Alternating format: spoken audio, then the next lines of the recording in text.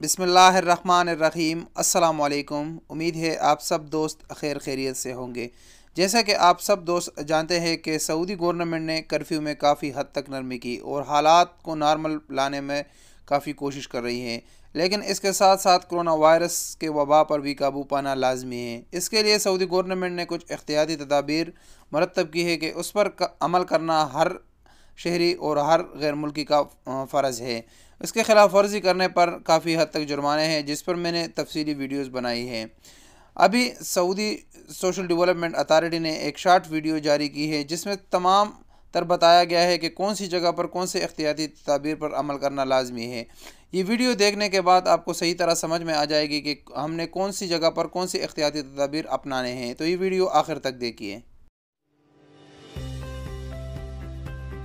رفعت الدولة بشكل مؤقت منع التجول جزئيا عشان يتحمل كل عامل فينا وكل صاحب عمل مسؤولية صحة وسلامة بيئة أعماله ومنشآته، بما في ذلك صحة وسلامة عملائه وزائريه. ومن هنا تدعو وزارة الموارد البشرية جميع العاملين وأصحاب العمل للتأكد من تنفيذ الإجراءات الاحترازية التالية في منشآتهم قبل العودة للعمل في مقار أعمالهم. والأهم قبل ما نتعرف على هالإجراءات هو المحافظة الدائمة على نظافة المنشأة وتعقيمها أول بأول، تجنب ملامسة الأسطح المكشوفة واللي يلمسها أشخاص كثير طوال اليوم مثل مقابض الباب وغيرها من الأسطح، مع تفعيل الأبواب الكهربائية إن أمكن، توفير المعقمات والكمامات داخل المنشآت وبيئات العمل، فحص حرارة الموظفين والعملاء قبل دخولهم بأجهزة قراءة الحرارة عن بعد مع منع اللي تزيد حرارته عن 38 درجة مئوية،